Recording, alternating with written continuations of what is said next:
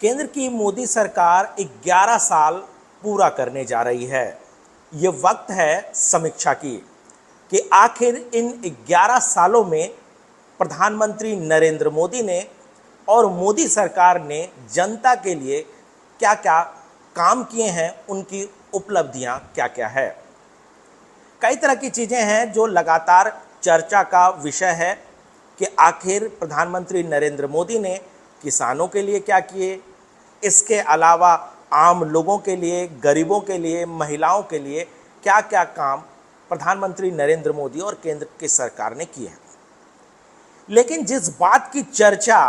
बहुत ज़्यादा नहीं होती है वो है पारदर्शिता की।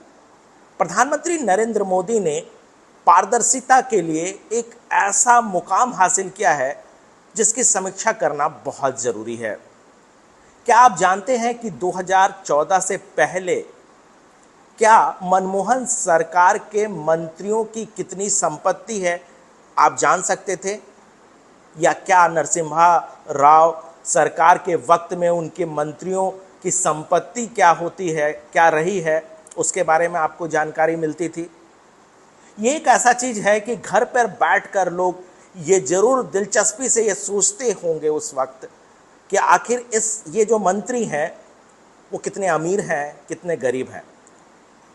लेकिन सत्ता संभालते ही प्रधानमंत्री नरेंद्र मोदी ने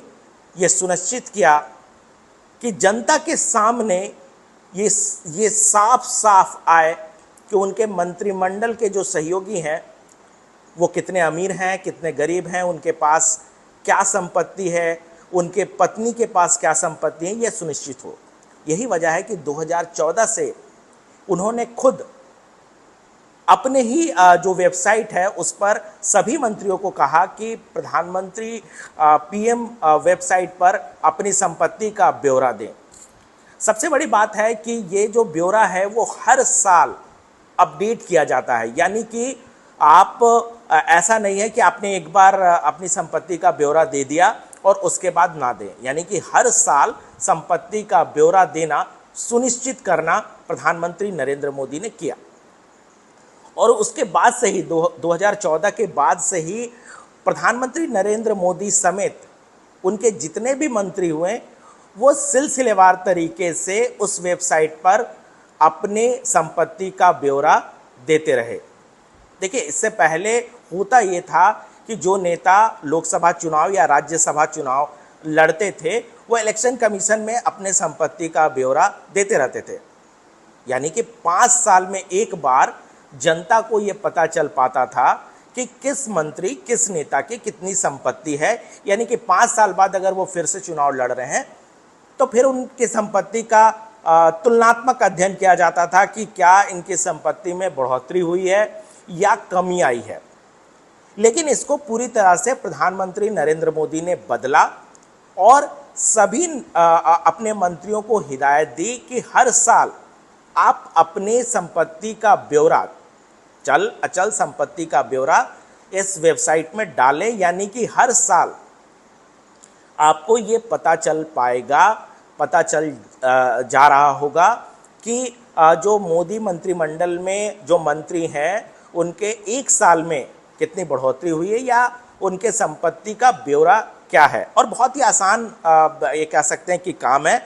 अगर आप सीधे पीएम इंडिया के वेबसाइट में अगर जाएंगे तो आप यहाँ पर जाकर के आप देखेंगे कि यहाँ पर एक राइट टू इन्फॉर्मेशन का आइकन है, उस पर अगर आप क्लिक करें तो यहाँ पर एसेट्स एंड लिएबिलिटी ऑफ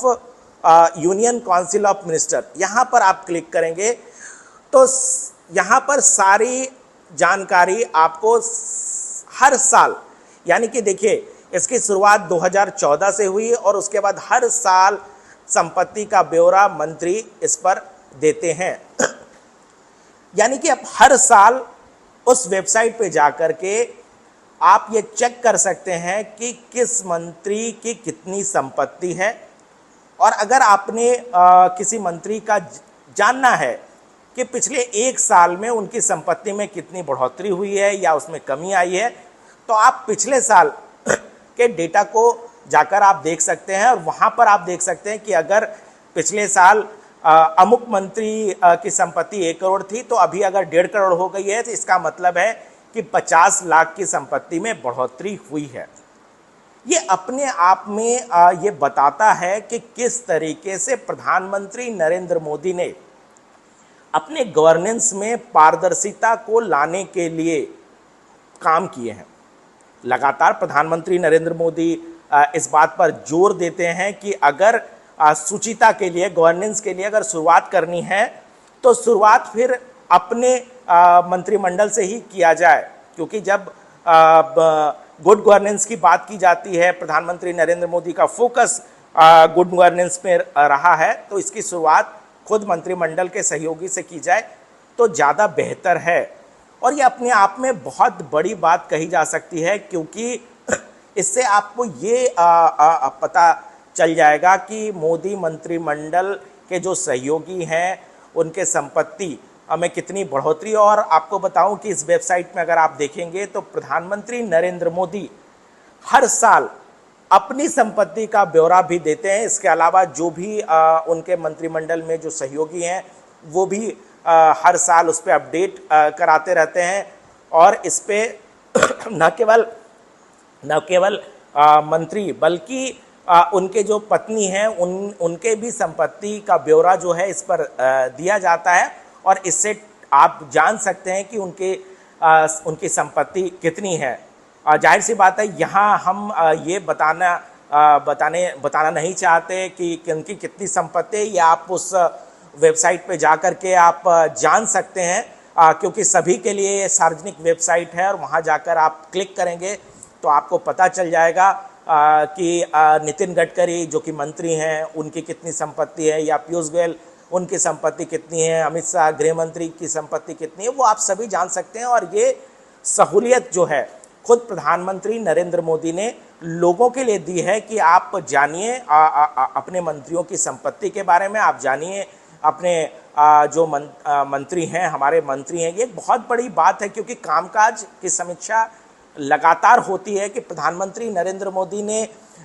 इस 11 सालों में क्या क्या काम किए हैं, गरीबों के उत्थान के लिए क्या क्या काम किए हैं, किसानों के लिए उन्होंने क्या काम किए हैं, युवाओं और महिलाओं के लिए क्या काम किए हैं। लेकिन पारदर्शिता को लेकर के एक बड़ी कह सकते हैं कि माइलस्टोन के तौर पर इसको देखा जा सकता है, जिस तरीके से प्रधानमंत्री नरेंद्र मोदी ने इस काम को उन्होंने किया है। नमस्कार।